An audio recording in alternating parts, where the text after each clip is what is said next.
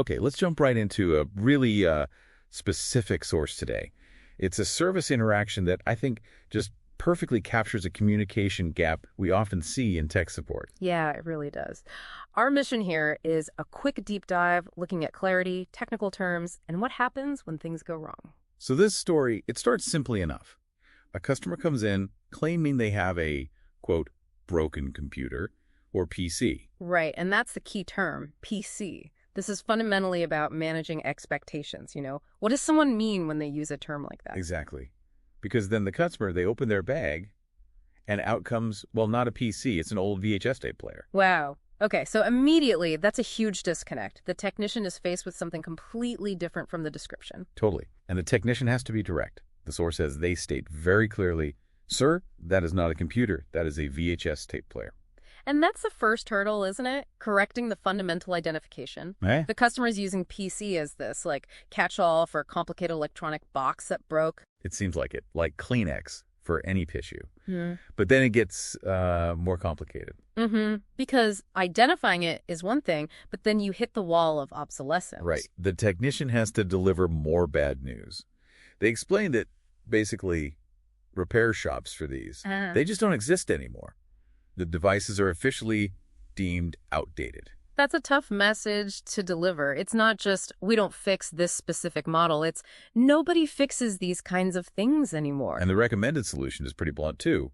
You will have to buy a new one, which, makes sense given the situation. But here's where the communication really breaks down, I think.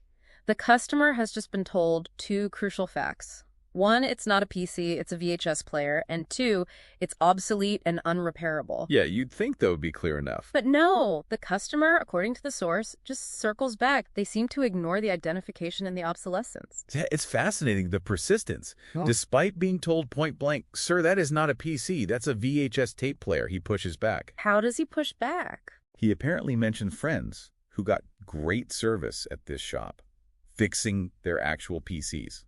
So he's using unrelated positive experiences with actual computers to argue for service on his non-computer. Exactly. It's like this complete refusal to accept the category difference or the outdated status. He wants PC service for his VHS player. You can just imagine the technician's frustration building, repeating the facts, explaining the market reality. And it culminates in that final, almost cyclical question from the customer, right? After all that explanation. He just asks again, so can you fix it? Yeah. It just perfectly underscores the whole breakdown. It really does. The definitions aren't shared, and the reality of the technology's life cycle is just rejected. So pulling back, the key takeaway seems pretty clear. Technical communication collapses when, one, the basic terms like PC aren't mutually understood. Right. And two, even if the terms are clarified, the conversation hits a wall if the factual reality, like obsolescence, is simply unacceptable to the person hearing it. Precisely. The definition doesn't matter if the consequences of that definition are denied. Okay, so let's leave our listeners with something to think about based purely on this exchange. All right. Here's the thought for you. If the biggest hurdle wasn't just the misidentification calling a VHS player a PC, but the customer's flat-out refusal to accept that service for it is gone, that it's truly obsolete. What does that tell us about how we, maybe the tech industry or just society, communicate the end of life for technology?